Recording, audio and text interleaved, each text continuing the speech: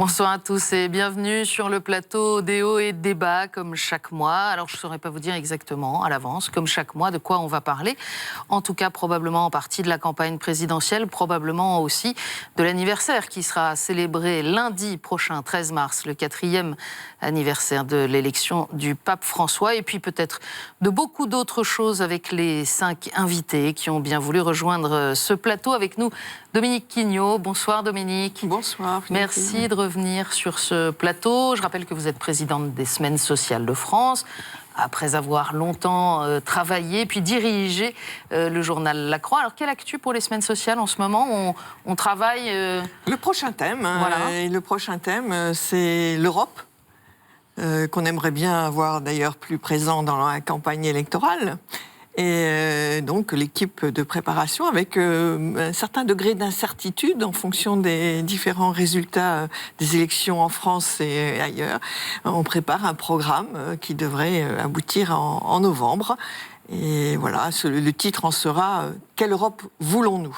Voilà. C'est-à-dire à la fois tenir compte des réticences exprimées largement, mais la volonté pour nous, qui sommes européens de cœur depuis... de toute éternité, si j'ose dire, dire cette nécessité pour nous de l'Europe, mais pas à n'importe quel prix.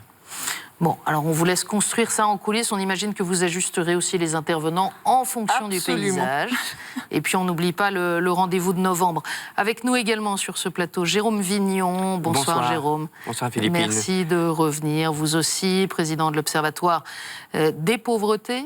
De la pauvreté et de l'exclusion sociale.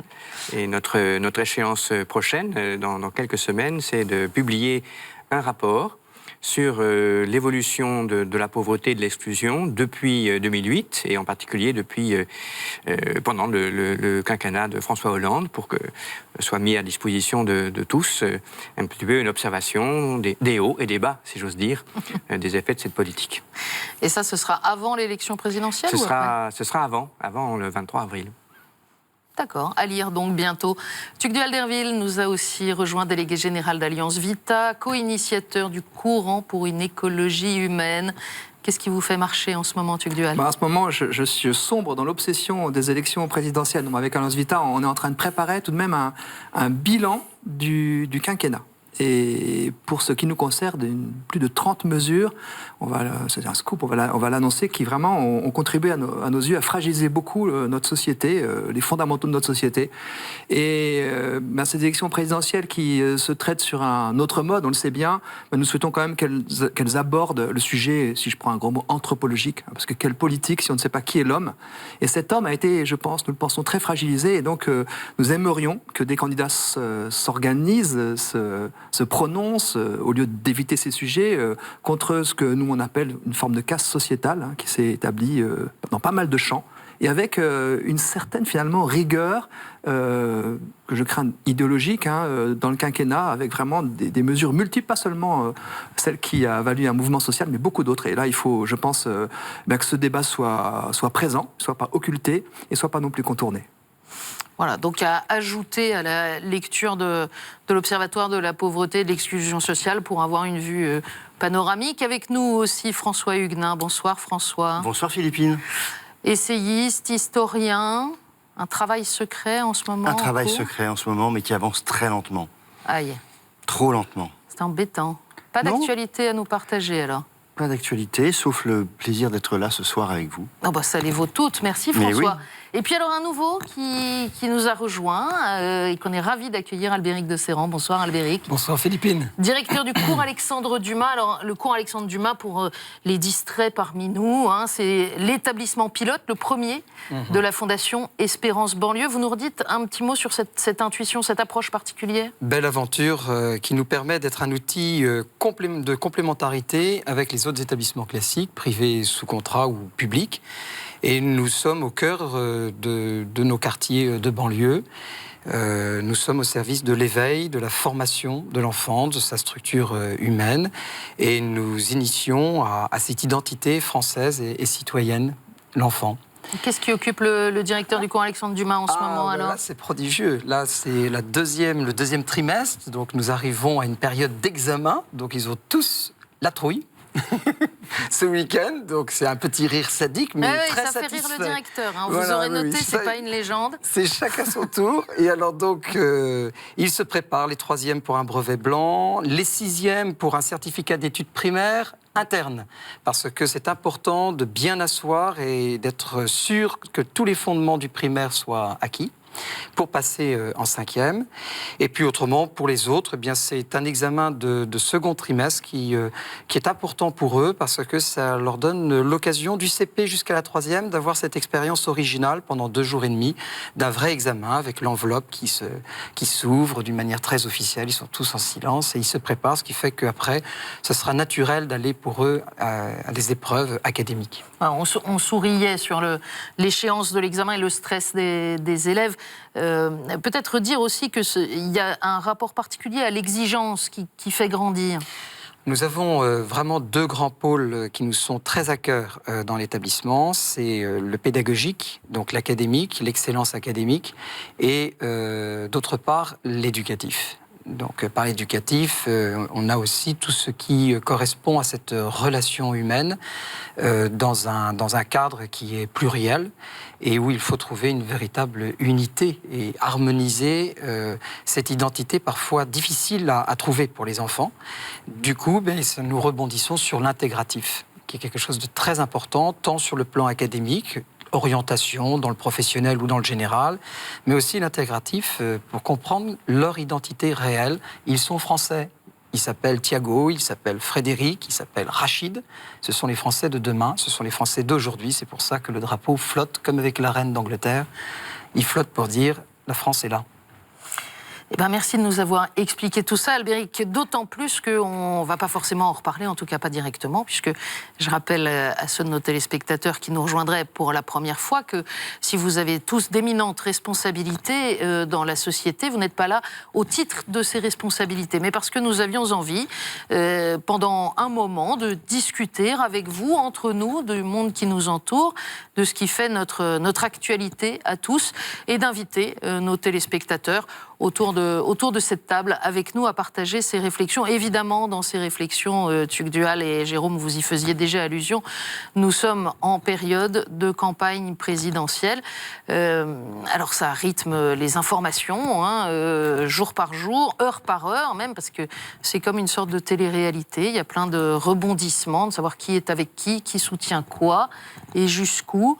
Qu'est-ce que vous a inspiré le spectacle de ces derniers jours, et puis peut-être plus profondément les propos ou les enjeux autour de cette élection? On a du mal à distinguer d'ailleurs entre le spectacle et les enjeux. Oui, mais c'est pour ça que je crois que j'ai vraiment envie de partager avec vous ce qu'est ou ce qu'a été particulièrement depuis notamment le point culminant de la manifestation du Trocadéro, le choc. On va parler d'un traumatisme pour beaucoup de Français, qu'ils soient opposants ou qu'ils soient pour M. Fillon, qui a constitué cet épisode et cette déstabilisation profonde, pas seulement de lui, mais de l'ensemble du débat. Donc, et pour ajouter tout de suite que, d'abord, il me semble que c'est nécessaire de reconnaître que c'est un traumatisme. Le monde entier nous regarde avec une certaine stupéfaction. Et en même temps, je pense qu'il a été assez bien mis en scène, je ne sais pas ce que vous en pensez, par les éditorialistes de la presse catholique que je lis. Je lis La Croix, je lis La Vie, je lis peut-être pas assez de journaux, mais il me semble qu'ils disent des choses à quoi moi j'adhère face à ce traumatisme, à savoir qu'il faut essayer de faire une distance entre ce qu'on peut penser de l'attitude du candidat, de sa vie personnelle, de la façon de ce qu'il aurait dû dire, ce qu'il n'a pas dit, des fautes qu'il a commises, et que d'ailleurs il a reconnues d'une certaine façon. C'est une chose, et c'est évidemment fort troublant, et on ne peut l'assumer que quand on en parle, y compris si on est pour lui, et aussi quand on est contre. Mais ce ne peut pas être totalement confondu avec un autre enjeu, qui est que nous avons besoin d'une campagne républicaine dans laquelle toutes les grandes forces politiques s'expriment autant que possible. Ce serait une tragédie du point de vue de l'épreuve reine de la citoyenneté en France qu'est la campagne présidentielle, qu'une force, ou plusieurs, se trouvent pas en état de dire ce qu'elles ont à dire, dans le jeu habituel de la démocratie française. Donc, cette séparation, moi, m'aide à vivre ce traumatisme et essayer de conjuguer à la fois ce que je peux penser de la personne et ce que je peux continuer d'écouter et d'espérer d'une campagne, c'est qu'elle touche les questions de fond et ne peut le faire que si chaque grand parti assume son jeu.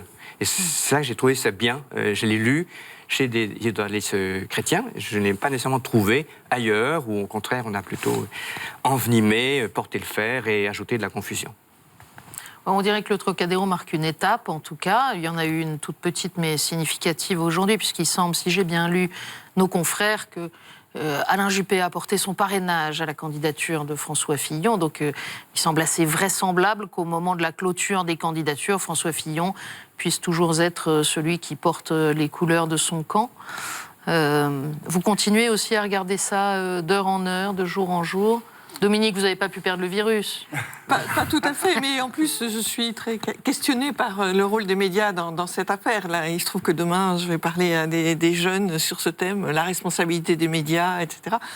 C'est vrai que c'est une question importante pour nos métiers. Je reste journaliste fondamentalement et je remercie Jérôme de saluer le travail particulier de certains types de presse et d'éviter de la généralisation abusive.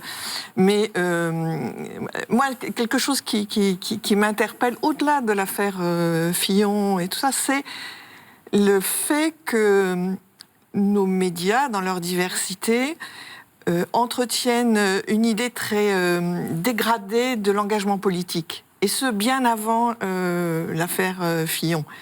Par un ton souvent ironique, sarcastique, par cette envie de jamais paraître trop complaisant envers les politiques, etc. Donc, et cet emballement qui s'est produit sur François Fillon, mais qui s'est produit sur d'autres affaires aussi.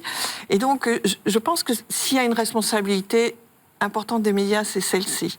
C'est de ne jamais apercevoir qu'il y a des gens qui s'engagent profondément, avec cœur, avec loyauté, avec envie de servir les autres, et pas seulement pour leur propre confort ou leur gloire première.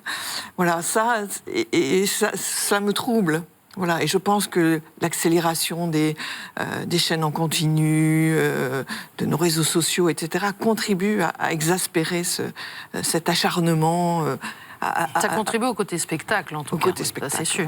Moi, je m'interroge quand même sur le fait de savoir dans quelle démocratie vivons-nous. Car nous sommes finalement dans une situation très étrange où il est possible que pour la deuxième fois consécutive, une élection présidentielle, et avant même qu'elle ait eu lieu, éliminer le candidat qui aurait dû la gagner. Parce que il y a eu un scandale qui a éclaté, Strauss-Kahn il y a 5 ans, Fillon aujourd'hui. Bon, pour Fillon, l'histoire n'est pas dite, mais Strauss-Kahn, c'est arrivé à un moment où il a été éliminé de la course, et on a eu derrière un président par défaut au moment de son élection, et pendant 5 ans aussi, mais ça c'est une autre question. C'est quand même très grave pour la démocratie. Et moi, je m'inquiète d'une chose, si vous voulez, c'est que la surenchère que nous avons, notamment médiatiquement, et qui souvent n'est pas de bonne foi, soyons clairs, autour de la moralité des hommes politiques, et pour moi, il y a une sorte de vase communicant avec le fait que la question du bien commun est oubliée. Donc, on se projette uniquement maintenant sur des questions de morale individuelle, de morale personnelle, qui ne sont pas inintéressantes. Mais c'est pas ça d'abord qu'on demande à un homme politique. Mazarin s'est enrichi honteusement sur le dos de la France. Mais il l'a sauvé. Ceci dit, il n'y avait pas beaucoup de sondages tels que nous les connaissons aujourd'hui à l'époque de Mazarin, mais sa popularité était sujette à caution. Oui, sauf que son bilan, c'est qu'il a sauvé la France. Et que c'est là-dessus que l'histoire le juge d'abord. Je ne dis pas que sa moralité personnelle n'est pas à mettre en question. Je ne sais pas, François, si on comprend bien ce que tu veux dire en mettant... je vois bien le côté du candidat que tout le monde donne gagnant et qui finalement ne sera pas candidat. Mais Strauss-Kahn, Fillon, ce n'est pas exactement pareil. Et que les médias contribuent à souligner des choses qui, pour l'un au moins, étaient d'ordre criminel, C'est pas d'abord parce qu'on ne parlerait pas du bon niveau de discours politique. Ce que je veux dire, c'est que on est quand même dans une démocratie très bizarre où les médias peuvent décider d'une certaine manière qu'un candidat peut ou pas être légitimement candidat. Mais c'est pas les médias, c'est la justice. C'est pas les médias. Alors la justice, alors, si on parle de la justice, parlons-en. Il est peut-être quand même bon qu'un candidat, qu'une personnalité comme Strauss-Kahn, accusé de ce dont il était accusé et ce qui a été vérifié, ne soit pas président de la République, malgré toutes ses qualités. Tout n'a pas été vérifié. Tout n'a pas été vérifié. Tout n'a pas été vérifié. On sait bien que ça a été monté quand même médiatiquement en épingle, de manière extrêmement bizarre par les médias. Je ne suis pas en train de dire que sa vie privée était sans importance, mais c'est quand même très embêtant de voir qu'aujourd'hui, on a l'impression que, notamment le système médiatique, croit si peu à la politique, au fait qu'on peut faire quelque chose pour ce pays, que finalement, on dérive tout le débat sur des questions de morale individuelle, qui ne sont pas la chose qui devrait nous préoccuper d'abord pour l'avenir de notre pays.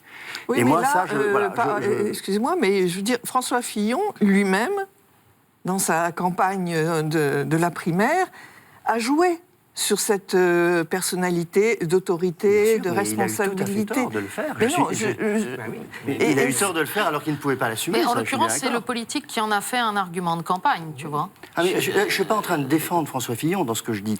Ce que je dis, c'est que nous sommes dans une américanisation de notre démocratie française qui me paraît très dangereuse, où, au fond, on va réussir à faire une campagne présidentielle où on ne va pas aborder les vraies questions politiques parce qu'elles vont être totalement enfouies autour du problème d'un candidat, voire d'un deuxième ou d'un troisième, qui sont des problèmes de mœurs privées et qui sont quand même pas l'essentiel dans le fait, pour moi, de faire le choix d'un candidat politique. Ouais. J'en suis passé. Moi, j'en suis sûr. Oui, mais c'est peut-être être un peu pessimiste de penser que dans les 45 jours qui restent encore, je crois, de cet ordre de grandeur, ne vont pas émerger les questions centrales. Au contraire, je pense que... J'espère. J'espère, mais pour l'instant, on a perdu un mois et demi de campagne, donc il y a des débats qui ne seront pas abordés. On parlait de l'Europe tout à l'heure, il y a des débats qui vont être escamotés. Je ne suis pas tout à fait d'accord au sens où on a peut-être perdu un mois et demi de campagne, mais à la différence des échéances précédentes, comme il y a eu une primaire dans chacun des deux grands partis de droite et de gauche, on a eu en fait 2 fois un mois de campagne supplémentaire au moment des primaires partisanes. J'aimerais, puisque justement on risque de ne pas aborder ces grands sujets dans la campagne, peut-être on pourrait en aborder un qui me tient à cœur entre nous, qui est la manière dont les différents candidats se positionnent sur la relation entre la France et l'Europe. Dans ce moment, on fête aussi bientôt le 60e anniversaire du traité de Rome, où François Hollande a réuni 3 chefs d'État d'une configuration assez neuve à Versailles. Il me semble qu'en lisant soigneusement les différents programmes, qu'il y a là la relation France-Europe et l'avenir de cette relation, quelque chose de profondément clivant, avec des justifications qui, à chaque fois, sont avancées de manière très forte, et qui conditionnent très largement, pour moi, la configuration de la plupart des autres propositions de type économique et social. Sans qu'on le dise trop, le fait de... Ça me paraît très, très puissant. Le choix proche, c'est par exemple le même, et il est proche entre Jean-Luc Mélenchon et Marine Le Pen, de vraiment prendre comme perspective soit de sortir de l'euro, soit de quitter carrément l'Union européenne, et en tout état de cause de mettre les partenaires devant un fait accompli, de ne se pas donner la chance d'une autre négociation qui pourrait réussir, c'est vraiment nous engager dans une déconnexion qui n'est pas nouvelle dans la mentalité française, mais que je pense pour ma part, extrêmement réaliste entre les évolutions économiques, les évolutions internationales et sociales. C'est un choix assez radical, qui est un peu moins radical que celui beaucoup plus radical que celui de M. Hamon, qui prend quand même quelques risques, notamment celui de se mettre dans un contexte de renégociation de la dette française. Ce n'est pas rien. Pour moi, c'est une proposition extrêmement forte, qui dit beaucoup de choses sur le reste des possibilités. Et puis, alors, M. Macron François Fillon, eux font des choix qui sont plus des choix d'apparence de continuité, encore que si on regarde bien, les positions de François Fillon très peu dévoilées pendant la campagne, et celles d'Emmanuel Macron sont quand même tout à fait différentes. On est ramené à un débat qu'on a eu avec le général de Gaulle en 1961. Quelle Europe voulons-nous? Est-ce que c'est l'Europe des nations? C'est un peu ça qui est derrière le programme de François Fillon. C'est quelque chose de tout à fait honorable, mais franchement différent de ce qu'on a fait jusqu'à maintenant. Ou est-ce que c'est plus d'Union européenne à travers un autre rapport entre ce qui est politique et ce qui est économique. Donc ce sont des choses pour moi qui sont tout à fait capitales parce qu'elles ont une influence majeure sur ce qu'on pourra faire ensuite. Moi je m'interroge sur l'agressivité, le contexte d'agressivité très très forte qu'il y a eu sur Fillon et ce qui m'interroge au-delà de ces pouvoirs qui s'entre-dévorent et avec les Français qui détestent ces pouvoirs qui s'entre-dévorent, et ça me rend triste et inquiet d'une certaine manière, je dois dire, c'est la façon dont, en tout cas ceux qui portent les convictions que moi je porte, au-delà de mon non-engagement partisan, ont été utilisés comme des choses pour salir François Fillon, comme si la salissure ultime, c'était d'avoir des convictions anthropologiques. Il lui a été reproché d'avoir des partis pris anthropologiques, qu'il n'a d'ailleurs pas forcément, ou en tout cas sur lesquels il ne s'est pas mobilisé aussi fortement que d'autres politiques de son propre camp. Mais c'est vrai qu'il a un certain nombre de partis pris anthropologiques. Et au Trocadéro, j'ai vu la façon dont il a été accusé d'être le suppôt des personnes qui, justement, font de ces sujets anthropologiques le socle même de renouveau, ou en tout cas de l'avenir de notre société. Alors ça m'interroge. Et c'est vrai que je mets en parallèle la première dans notre République, le président de la République qui va rencontrer rue Cadet une loge maçonnique pour annoncer que la loi fin de vie devra encore progresser, entre guillemets. Sous-entendu, vous n'avez pas eu tout à fait satisfaction, mais il faudra aller plus loin. Et qui charge aussi les personnes, avec son autorité morale de président en exercice, de traiter avec sagesse la question du transhumanisme. Alors ça, du coup, je me demande, enfin si derrière la vacuité que nous dénonçons tous, sans doute, le manque pour l'amant de véritables débats, il n'y a pas quelque chose comme une confrontation quand même beaucoup plus puissante, avec des forces beaucoup plus puissantes qui peut-être nous dépassent d'une certaine manière sur le plan spirituel. Car même s'il l'a dit de manière, à mes yeux, parfois maladroite, il y a le christianisme qui est quand même au cœur, finalement, du débat, comme une sorte de fantôme du débat, et qui génère une agressivité que je trouve assez stupéfiante, en fait, assez notable, et qui me fait dire qu'on est effectivement au pied du mur d'un véritable choix de société entre cet homme vulnérable, l'homo sapiens basique, avec un corps sexué, le temps compté, la mort inéluctable, et puis un fantasme d'homme augmenté. Alors ce sujet n'est pas dans la campagne, pas du tout dans la campagne, mais pour moi c'est un enjeu sur lequel la France a, si j'ose dire, presque une vocation. France, pays de la personne, France qui résiste à la gestation par autrui dans tous les champs de l'échiquier politique pour l'instant, avec plus ou moins d'énergie gouvernementale, certes, mais tout de même. Et je trouve que ce sujet majeur, qui est vraiment pour moi le sujet politique par excellence, est pour l'instant totalement escamoté. Et je trouve ça inquiétant parce que, voilà, dans mes convictions profondes, je pense que c'est ce sujet-là qui va déterminer tout le reste, et y compris des sujets aussi importants que la question des migrants, de la pauvreté, et sûrement de la question européenne également, qui est interrogée sur ce sujet de la place de l'homme. Qui est l'homme que nous voulons défendre ? Moi, je rejoins complètement cette réflexion parce que je pense qu'on est sonné et étourdi. Et que cet état que nous vivons actuellement, de notre peuple et le citoyen que nous sommes, il est sonné. Alors, il est sonné parce que, bon, là, on ne sait plus où donner de la tête. Si on écoutait tout le monde, il n'y aurait personne de fiable. On se ramasse dans la figure les mensonges cachés qui sont dévoilés à des moments calculés. Nous avons 15 ans de démocratie complètement irrespectée. Nous avons eu un refus il y a 15 ans d'un débat politique qui, légalement et constitutionnellement, devait avoir lieu et qui n'a pas eu lieu, avec Chirac et Le Pen, des manifestations. Bon, ni l'un ni l'autre sont dans mes convictions, mais c'est quand même fou C'est-à-dire qu'on était en pleine élection, et entre les deux tours, il y a eu une démocratie qui a été quelque peu mal respectée, quoi. Après, 5 ans après, nous avons grand changement, grande modification, grande déception. Au bout de même pas 100 jours, le président élu est tiré dessus. Même phénomène avec le dernier président, M. Hollande. Donc la démocratie est rentrée dans le jeu de voter contre et plus de voter pour. Ça, c'était la première étape. Donc nous sommes aujourd'hui dans la situation où on est en train d'essayer de chercher encore où voter contre. Et finalement, on se dit, mais qui va-t-on choisir? Et les gens sont sonnés, étourdis, parce que toutes les questions de fond, Europe, démocratie, la personne humaine, vous discutez avec les gens, vous discutez même, vous commencez un cours de philosophie ou un cours civique, comme c'est mon cas, avec des élèves ou avec les parents, les gens ne savent plus réfléchir, ils ne savent plus exactement quoi penser, parce que tout cela est mis à part. Tout est reposé sur un affectif en permanence mis à l'épreuve et en permanence étourdi et assommé.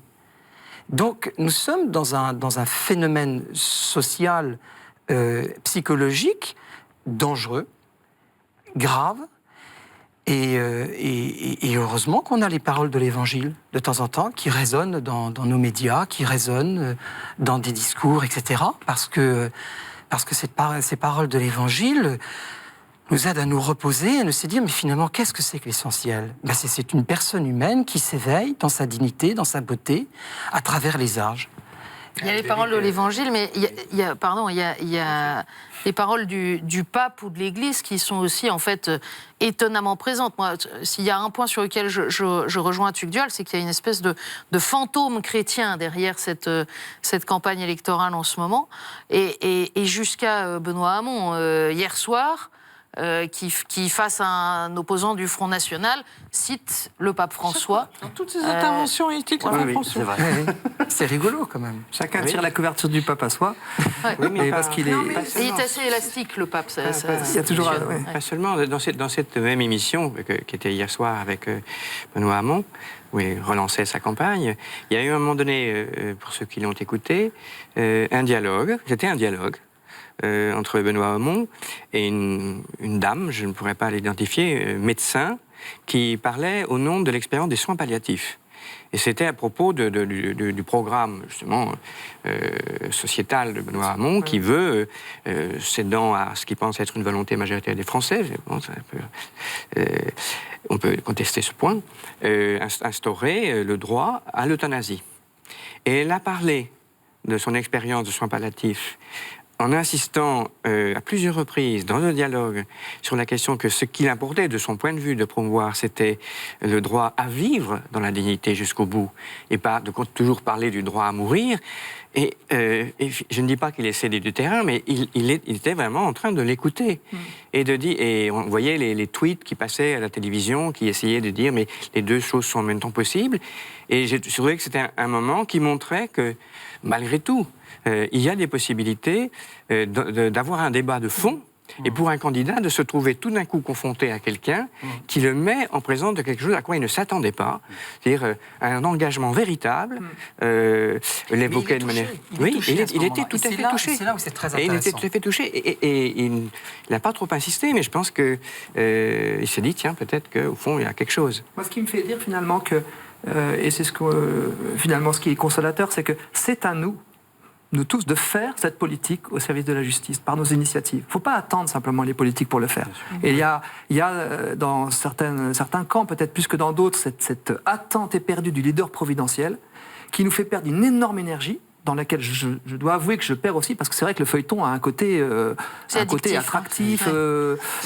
C'est assez compulsif de suivre tous ces épisodes qu'on nous annonce. Mais c'est que maintenant, on est sorti en grande partie de l'épisode Fillon, mais si on doit suivre pendant et puis, il peut y avoir d'autres quelques semaines la litanie de ceux qui rejoignent, par exemple, Emmanuel Macron, ça peut nous tenir... Moi, j'ai l'impression que... Je rebondirais bien sur les propos de Tugdual tout à l'heure, je trouve qu'il faut aussi... C'est un peu peu ce qui est compliqué. Et en ce moment, comme on me fait beaucoup parler autour de la politique et du document des évêques sur la politique, etc., c'est quand même se souvenir qu'on est dans une société pluraliste, avec des personnes qui ont des convictions différentes, qui n'ont pas forcément la même vision de l'homme que celle que nous pouvons avoir, et que les responsables politiques, quels qu'ils soient, y compris M. Fillon, qui se définit clairement comme catholique, à un moment donné, il est bien obligé de travailler vers un consensus.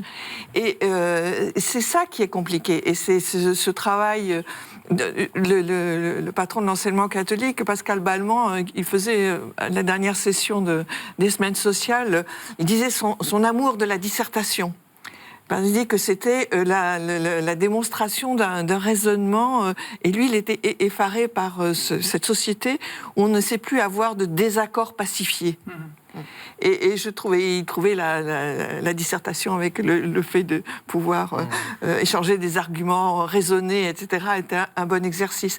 Mais c'est vrai que je pense que quand même le désaccord, il n'est pas en soi ni anormal, ni scandaleux, y compris sur des questions sur lesquelles nous sommes profondément... Il y a des questions presque non négociables, n'est-ce pas? Sur certains sujets, on va dire, prenons le racisme par exemple, l'expression du racisme, on va être vraiment ferme tous. Et on va dire qu'on ne tolérera aucune action qui relèverait du racisme. Peut-être qu'on va être dans la recherche d'un vrai consensus, parce que c'est une loi fondamentale. Je crois qu'il y en a d'autres. Et sur le plan, je le crains, idéologique, j'ai vu, moi, dans le quinquennat, nous avons relevé des mesures tellement nombreuses qui ne relevaient pas du tout du consensus ou du débat démocratique, même si le Parlement les a votées, mais qui ont fait avancer une vision de l'homme qui va, de mon point de vue, vers une forme de liquéfaction de la société, une sorte d'autonomie d'un individu qui ne dépendrait que de lui-même. Et du coup, j'attends, moi, une alternance, que cette alternance ne se couche pas simplement devant les dérives sociétales qui ont eu lieu, mais qu'un candidat assume des convictions fortes, que les Français pourraient entendre, plutôt qu'avoir des complexes sur les évolutions ou les dérives sociétales de ses prédécesseurs, ce qui malheureusement a été le cas pendant pas mal de décennies. Une forme de consensus, c'est aussi de se dire, là, il est prudent de ne pas toucher, de ne pas bouger. Ça peut être une des meilleures formes de consensus possible. Si c'est ne pas bouger sur les 30 mesures, les 36 mesures... Je parle, par exemple, pour l'euthanasie, dire, il est urgent de pacifier tout ça et de ne pas bouger, quelle que soit à la limite. Et c'est pour ça que je pense que la volonté de consensus qui vous honore, cher Dominique, elle est malheureusement pas toujours là chez des personnes qui sont souvent dans les cercles de pouvoir et qui ont un véritable projet idéologique. Mais de part et d'autre dans ce débat, malgré tout, vous le savez bien. Non, parce que c'est pas la même chose. C'est pas la même chose d'avoir et c'est là où j'y reviens sur le fait de ne pas bouger, parce que la prudence est la plus grande des vertus politiques. On le sait depuis Aristote. C'est-à-dire que c'est pas la même chose de dire, au nom de convictions anthropologiques, la prudence veut que là on touche plus, parce que c'est trop dangereux, et de dire, au nom de convictions anthropologiques, on va tout bouleverser. À un certain moment donné, le mouvement est une erreur. Le mouvement est une erreur parce qu'il ne s'agit pas du bon moment. On ouvre une boîte de Pandore que personne ne sait maîtriser. On pêche par imprudence. Et c'est la plus grande faute du politique. Donc je pense que c'est pas la même chose. Il y a des débats idéologiques, mais la posture de vouloir a priori tout changer selon la fameuse idéologie du progrès est, à mon avis, une posture qui est profondément fautive. Enfin, moi, je le trouve. Justement, hier, Benoît Hamon a eu beau dire que sa proposition était progressiste, donc l'air de dire que puisqu'elle était dans le progrès, elle devait être bonne. Elle devait être appliquée. Il n'a pas tenu. Elle a manifestement été plus convaincante. Donc, qui est médecin. Oui. Parce qu'elle a une expérience de terrain. C'est ça la question, c'est que moi, je crains que sur ces sujets, c'est ce qui s'est passé d'ailleurs, on avance avec des slogans au contraire de l'expérience terrain des personnes qui sont dans la complexité. La question de la mort est infiniment complexe, et si on la résout avec deux slogans, sédation profonde et continue jusqu'au décès, directive anticipée, on est dans le virtuel. Et donc, effectivement, moi, je me console en disant, à nous d'agir, à nous de prendre en compte ces réalités sociales dans nos initiatives. Puisqu'on parle beaucoup de ces sujets, puis après, je voudrais vous entendre sur autre chose, mais puisqu'on parle beaucoup de ces sujets, peut-être une réaction des uns et des autres sur le jugement du Conseil d'État concernant la petite Marois, Cette petite fille, 15 mois, très gravement atteinte neurologiquement par un virus, elle est en coma artificiel. L'hôpital dit il faut tout arrêter, c'est terminé, il ne se passera plus rien, et les parents refusent. Et puis le Conseil d'État dit il faut poursuivre les soins, obligation de poursuivre les soins. Donc une décision contraire à l'avis médical. Comment vous avez réagi, les uns et les autres ? Moi, je dois dire, parce que c'est un peu un domaine qu'on creuse, que c'est déjà une catastrophe d'en arriver là. C'est-à-dire, pour notre société, que ce soit des décisions de justice qui viennent réguler un conflit monumental, bien compréhensible, très parfois... minoritaire, quand même. Oui, tout à fait. Mais qu'on en arrive là, parce que qu'on en arrive là, c'est déjà catastrophique. Après, je crois que cette petite fille, je ne connais pas le détail, mais vit après l'accident de santé qu'elle a dans des conditions effectivement de maintien en vie avec des soins extrêmement invasifs, si je ne me trompe pas, j'espère ne pas me tromper, sur le plan à la fois de la respiration artificielle, de la nourriture artificielle. C'est pas comparable avec l'affaire Lambert, où Vincent Lambert n'est pas maintenu artificiellement en vie, il est juste nourri et hydraté. Elle, c'est des questions de respiration, c'est tout. Mais c'est paradoxal, parce que la décision est tout à fait, symétriquement inverse. Ce qui se passe, c'est qu'on a une famille... Elle n'est pas déchirée, là, la famille. Voilà, non on a une plus. famille traumatisée, qui a du mal à accepter peut-être une réalité. On a des médecins... Une famille unie, ils ne se déchirent pas. Voilà. Mais on a donc une pétition... vous pensez que la décision du Conseil d'État, c'est d'abord, si les parents demandent, on suit les parents ? Oui, je pense que c'est ça. Moi, je suis vraiment très nuancé par rapport à ce que tu lui viens de dire. Je pense qu'au contraire, nous avons un acquis, la loi Leonetti, et dans cet exemple-là, on montre qu'avec elle, on peut travailler.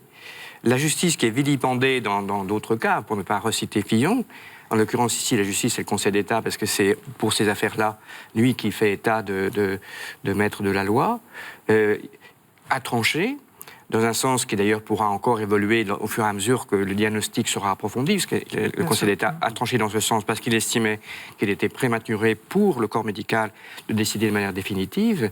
Et on a finalement le spectacle de quelque chose qui fonctionne assez bien. Il y a une tension sur un point fondamental, la vie ou la non-vie de cette petite fille, entre des parents et des médecins. Ce cas est prévu par notre loi et il est pour l'instant résolu correctement par l'instant d'arbitrage. Et encore une fois, dans quelques jours, au fur et à mesure qu'on verra si son état s'approfondit davantage, ou si au contraire le pronostic peut être affirmé, bien, le rapport entre la vie des médecins et la vie des parents aura pu changer. On a quand même je ne trouve pas ça, je trouve ça plutôt un bon cas. C'est l'acharnement thérapeutique, c'est ça qui est complexe. Je n'ai pas le dossier médical, mais voilà des médecins qui, je le pense en conscience, ont considéré, dans leur travail pluridisciplinaire, que cette petite fille subissait des traitements disproportionnés, ce qu'on appelle un acharnement thérapeutique, ce que tout le monde conteste en France aujourd'hui, c'est-à-dire le fait que nous puissions subir des soins inutiles et disproportionnés. Ses parents ne le pensent pas comme tel, mais nous le savons très bien, et je le sais pour avoir accompagné des personnes, que c'est très difficile d'accepter la réalité. Je ne sais pas où est cette réalité. Je pense que le Conseil d'État a été sage, certainement, compte tenu de la tension, une pétition de plusieurs centaines de milliers de personnes. Mais on arrive, c'est pour ça, je suis d'accord avec Dominique pour dire que c'est exceptionnel, mais qu'on en arrive à ce que ce soit le Conseil d'État qui décide. Et il faut aussi penser à l'équipe médicale de cet hôpital, qui a pensé prendre sa décision et qui a braqué un père de famille, une famille, effectivement, qui se mobilise très fortement et ça passe au Conseil d'État. Mais qu'est-ce que vous dites à l'équipe médicale qui a considéré que cette petite fille subissait, je dis bien subissait, un traitement disproportionné? Mais vous la rassurez, vous lui laissez entendre qu'elle n'est pas, que les médecins, d'une manière générale, ne sont pas absolument seuls devant des décisions aussi graves. Il y a aussi un recours possible. Oui, bien sûr. C'est important qu'il y ait la justice. Mais je pense que peut-être qu'il y a eu une maladresse de départ de communication. Mais déjà, quand on sort du colloque singulier entre l'équipe médicale et la famille et qu'on se retrouve déjà dans deux tribunaux successifs, je crains, moi, une judiciarisation excessive des relations soignants-soignés. Curieusement, c'est surtout les médecins qui craignent ça aujourd'hui, parce que à la suite de cette affaire, on les a entendus dire, mais du coup, nos décisions risquent d'être contestées en permanence. Tout ça. Ce que je ne pense pas, moi, personnellement, parce que, enfin, en tout cas, dans ces cas-là, les médecins réanimateurs pour enfants, il y en a beaucoup qui, dans les espaces éthiques et tout ça, se posent des questions, mis en place des protocoles et tout ça. Et quand même, la plupart du temps, le poids, enfin la parole des parents ou des familles reste importante. Bien sûr. Il me semble que, par exemple, dans la question des dons d'organes, où en principe maintenant il n'y a plus possibilité de s'opposer, mais les médecins, s'ils sentent une famille extrêmement opposés aux dons d'organes et s'abstiennent. Je crois que voilà, c'est ce que Dugdale appelait le colloque singulier et pluridisciplinaire fait que le plus souvent, heureusement, les choses... Parce que c'est pas une question vraiment d'euthanasie, c'est une question, est-ce que c'est une obsession déraisonnable ou c'est pas forcément mettre fin à des jours. Est-ce que c'était trop tôt pour le dire, en tout cas. Voilà. Il a pensé qu'à date, c'était pas le cas parce que c'était trop tôt pour le dire. On ne peut pas à la fois se réjouir. J'en fais partie de ce qu'il existe une loi Lannoty qui a fait l'objet de très longues consultations. Pour le coup, la société civile a été largement consultée, les médecins, les associations. Et nous avons ce cadre que, justement, certains candidats veulent éventuellement modifier. Et lorsqu'il est mis en œuvre et fonctionne, on dit, mais c'est dommage que les juristes s'en mêlent. Est-ce que c'est vraiment dans le cadre de l'étude, je dirais, de remettre en cause une décision, je ne sais pas si c'est vraiment cette loi qui le problème, c'est qu'on est aussi sur un terrain sur lequel nous savons très engagés. Et donc, on pourrait y passer volontiers encore très longtemps, d'autant que c'est un cas complexe et qui forcément nous touche tous, parce que c'est aussi un enfant, et parce que... Voilà. Sauf que le temps passe très très vite en votre compagnie, mes amis, que c'est bientôt fini, et que quand même, lundi, ça fera 4 ans que le pape François... est monté sur le siège de Pierre. Le pape François qui est sorti aujourd'hui de sa retraite de carême avec un don de la cassette du pape à la ville d'Alep, en Syrie. Un mot sur ce pontificat, sur cet anniversaire. Il s'en est passé quand même des choses en 4 ans, hein, Dominique? Oui, alors moi, je vais encore avoir une réaction de journaliste, je voudrais bien m'en excuser, mais quand le pape François a été élu et qu'on a senti une sorte de sympathie de la part des médias d'une manière générale, y compris ceux qui d'habitude sont assez remontés contre le pape et l'Église catholique, moi j'attendais le jour où ça se renverserait. Et parce que c'est comme ça un peu, hein, les médias, je veux dire. Bon. Et ce que je trouve étonnant, c'est que 4 ans après, il garde en tout cas cette image, alors qu'il dit des choses qui sont quand même aussi assez proches de ce que disaient ses prédécesseurs sur un certain nombre de sujets. Mais il a une manière d'être, et peut-être là on rejoindrait ce qu'on disait sur les hommes politiques. C'est-à-dire une impression de cohérence personnelle des paroles qui sont quelquefois qui bousculent, qui nous bousculent, mais qui bousculent aussi son entourage, etc. Et puis sa manière d'être, de croire, de transmettre. Voilà. Moi, c'est ça qui me fascine. Et je pense que pour notre Église, avec ce fantôme de l'Église qui est entre nous et cette tendance à voir derrière des choses, toujours les cathos à l'œuvre, etc. Moi, c'est quelque chose qui me réconforte. Voilà. Jérôme, fan club du pape François ? Oui, toujours. Ceci dit, il me surprend toujours. J'ai l'impression qu'il ne cesse, pour nous, les Occidentaux, les Européens dont je fais partie, de nous provoquer dans le sens de nous dire vous pouvez faire plus que ce que vous croyez. Je m'attends à ce que le 25 mars, où il va s'exprimer devant les chefs d'État à l'occasion de l'anniversaire du traité de Rome, il les provoque à se dépasser, à avoir un sursaut. Quand il nous parle de l'immigration, en lui disant « vous vivez sans doute quelque chose qui peut vous faire peur hein, », il a même parlé d'une invasion arabe. J'étais là quand il a dit ça, on était saisis.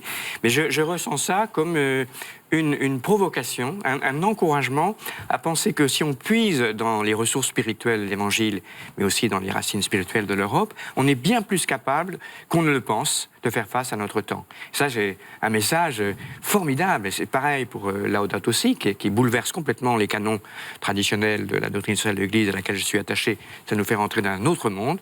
Ben, c'est un défi, et en même temps, je pense qu'il nous laisse totalement libres de la façon de les assumer. Ça, on doit se débrouiller. Donc, on a un très grand choix dans la manière dont on relève le défi. Moi, je vais rebondir personnellement en disant que je rends grâce parce que je crois qu'il y a une parole prophétique, vraiment, du pape François. Ceux qui me connaissent bien savent que je me sentais en grande affinité avec son prédécesseur sur plein de domaines. Et je ne peux que constater que François, lui, plus que Benoît XVI, me fait bouger. Et là, pour moi, je rends grâce parce que je me dis, eh ben oui, il bouscule, il me bouscule, il nous bouscule, et je rejoins parfaitement Jérôme sur le fait qu'il nous fait avancer beaucoup plus loin que, et alors je parle pour moi, que moi j'imaginais pouvoir aller. Donc, Deo gratias. Moi, ce qui me plaît, c'est qu'il a la foi. Oui, c'est pas mal. Je veux dire qu'il a... Chez les papes, c'est fréquent, on note. Les autres aussi, oui. On est sur lui. Non, mais ce que je veux dire, parce que j'ai beaucoup aimé les autres, et il a je pense qu'il communique une ferveur populaire. C'est-à-dire qu'il a une foi populaire. Et c'est en ça d'ailleurs qu'il ne mâche pas ses mots et qu'il ne caresse pas forcément les plus proches dans le sens du poil. Clairement, il n'hésite pas à passer des soufflantes. Il y a des mots, il y a exaspération dans Laudato Si comme mot. Je trouve ça assez étonnant dans une encyclique. Et je pense que c'est un pasteur. Et je suis d'accord, moi il me bouscule aussi. Il sait nous faire mal. Il sait nous dire, c'est dans Laudato Si, qu'il ne s'agit pas de nous intéresser à des idées. Il s'agit de transformer en douleur personnelle le constat, par exemple, de la défiguration de la maison commune.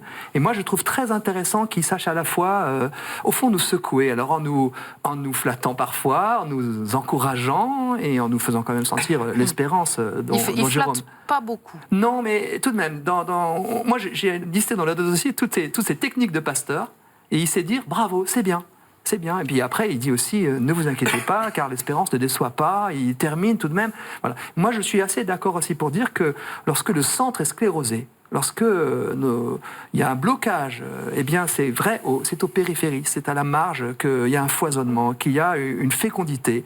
Et nous, on doit sortir des mondanités pour aller sur ces marges. Et je trouve ça un appel très, très agréable. Ça nous fait aussi voyager, mais à condition qu'on prenne pour nous, c'est-à-dire que je prenne pour moi des remises en cause. Moi, je trouve ça sympathique de se faire bousculer parce que la vie est un éternel changement. Voilà. Moi, je trouve que nous sommes très, très gâtés. Je trouve que Jipitou, moi je suis la génération de Jean-Paul II, donc ça a été, on a été complètement poussé, on a démarré une course et il nous disait n'ayez pas peur, avancez, allez-y. Et puis nous avons eu, à un moment donné, dans notre chemin, on a vu que ça allait monter. Et là, l'Esprit Saint nous donne Benoît XVI, qui nous dit je suis là. C'est quand même extraordinaire dans l'histoire de l'Église d'avoir un pape qui peut encore incarner cette phrase « Je suis là ». Je suis là. Il est là dans la prière. Il est là disponible pour le pape François. Il est toujours là. Il est toujours là. Il reste en bas de la côte parce qu'il a dit « Je suis désolé, je n'ai pas la force ». Je vous l'ai dit d'ailleurs quand j'ai été élu. Je n'ai pas la force, donc je reste en bas, mais je suis là. Je prie. Par contre, l'Esprit Saint va vous donner celui qui vous entraîne. Et moi, je trouve que c'est un coach, le pape, pour les cathos d'aujourd'hui. C'est notre coach pour notre sainteté. Il est en train de courir et de temps en temps, il nous devance en disant « Allez, monte !» Mais oui, mais c'est dur, ça monte. Mais oui, mais on s'en fout. Tu y vas, t'es capable, vas-y, fonce. L'Esprit Saint est là. Et il est absolument pas fou. Il sait très bien la hauteur et le poids de la souffrance que ça peut représenter, mais il sait aussi la satisfaction, la joie qui nous attend. Voilà. Donc moi, je suis très très heureux que l'Esprit Saint nous ait donné un coach et un entraîneur. Alors un coach et un entraîneur qui peut être rugueux, hein, on l'a dit, qui peut dérouter. Il ne faut pas se cacher que certains sont déroutés. Oui, il y en a qui souffrent, oui, c'est vrai. Parce que c'est frappant de voir, mais peut-être avez-vous eu aussi la chance d'être très... oui, à la fois vous êtes raisonnablement loin, parce que je pense que pour son entourage proche, c'est parfois viril. Hein. Et puis en même temps, vous faites partie de ceux, j'en suis aussi, qui ont eu accès à beaucoup de choses pour être formés, pour avoir l'explication, pour entendre pourquoi le pape, quand il dit ceci, etc. Mais quand même, plusieurs sont déroutés. Sont déroutés, par exemple, ce que disait Dominique, c'est-à-dire que cette popularité extérieure, elle interroge aussi. De dire, est-ce que c'est bien comme ça qu'on doit être signe de contradiction ? Parce qu'on a beaucoup grandi avec cette idée aussi que le catho, forcément, c'est le sel, donc il n'y en a pas beaucoup. Et puis, c'est le signe de contradiction, donc normalement, la grande presse n'est pas d'accord avec ce qu'on dit quand tout va bien. S'il n'était pas exigeant, ça serait inquiétant. Mais comme il est exigeant, c'est vrai que j'évoquais la formule « chacun tire la couverture du pape à soi ». C'est-à-dire, sur le Laudato Si', moi, je ris un peu quand je vois des politiques qui avalent tout cru cela, tout en insultant ceux qui disent la même chose que certains articles qu'ils n'ont pas envie de lire. Donc, le fait que, par exemple, sa finesse pastorale, de mettre sur le même plan les pauvres qui vivent à l'autre bout du monde, du vol de leurs matières premières par nos sociétés, les embryons manipulés, et les personnes âgées que nous abandonnons dans des maisons, souvent, il les met sur le même plan. Donc, quelle finesse de tout embrasser dans le tout est lié, le fameux tout est lié. Pour que nous nous disions à la fois, on est rejoint sur certaines de nos convictions personnelles, profondes, et on est remis en cause sur certains de nos modes de vie. Et je trouve ce mouvement-là, je crois que c'est son intelligence pastorale. Moi, j'ai beaucoup aimé quand, à plusieurs reprises, au CELA, mais ailleurs, il a parlé de la place du pasteur. Devant, pour montrer le but, au milieu pour que personne qui maintenir l'unité, derrière pour que personne ne se perde, mais surtout parce que le peuple a un flair. Et moi je crois que le pape François, il croit dans le flair des pauvres. Des pauvres qui ne peuvent pas agir dans l'autonomie, parce qu'ils sont pauvres, ils ont besoin, il aime les communautés qui se relient. Et vous savez, ce tressaillement de Jésus qui bénit le Père en présence de l'Esprit Saint d'avoir révélé aux petits ce qui est caché aux sages, aux intelligents. Moi, je vois un petit peu cette parole-là se manifester dans la confiance que le pape François fait à ces fameuses communautés de base dont j'ignore presque tout, si ce n'est que je vois qu'avec mes amis d'Abrace Vert ou d'autres, il y a des révélations quand même de ce qu'est l'homme que les sages et les intelligents peut-être ne voient pas. Voilà. Et puis c'est son histoire argentine qui fait que les pauvres, il les a côtoyés. Voilà, c'est important et peut-être que c'est cela que les gens ressentent. Et moi, j'ai toujours aussi noté la coïncidence entre l'exigence, effectivement, et celle qui apparaît dans la Laudato Si', parce que voilà, tout le monde en prend pour son grade, et le fait qu'à peu près au même moment, il est promulgué l'année de la miséricorde. Ouais. C'est-à-dire qu'il y a à la fois l'exigence et la miséricorde. On tient les deux. Mes amis, c'est déjà fini et on va se faire gronder parce qu'on a même un tout petit peu dépassé. Mais on est en plein carême, on ne peut pas ne pas en parler. Alors, avec un mot, est-ce que vous pouvez nous dire ce que c'est le carême pour vous ? C'est le mot qui vous vient le plus ? Rompre avec mes idolâtries. Waouh, il met la barre assez haut. Je ne sais pas, les uns et les autres. Et ça serait paradoxal de le dire ici, mais c'est le silence. On va y retourner. La joie dans l'épreuve. Voilà. Et ça fait rigoler Albéric. Oui, parce que... Dis ton effort. Je pense que nous avons les mêmes sources. Ah bon ? Moi, c'est pareil. La joie dans l'épreuve, c'est exactement ça. C'est quoi la source ? Mais je connais pas ma source, moi. Moi, j'ai été touché par une homélie. Et ce prêtre nous invitait à la joie. À la joie à travers l'épreuve. Je crois pas y avoir assisté. Jérôme. Pour moi, le carême dans une vie qui est intense, bousculée, accablée de l'actualité, etc., c'est quand même un espace d'ouverture, de silence, en effet, intérieur, qui fait que toute chose apparaît sous un jour différent. Merci infiniment à tous les 5. Dans son message de carême, le pape François dit, parmi beaucoup d'autres choses, et je vous invite à le lire si vous n'avez pas encore pu le faire, combien la richesse, c'est l'autre. Merci de nous en avoir donné cette belle illustration en revenant ce soir. Puis merci à vous de votre fidélité. À très bientôt. Bonsoir.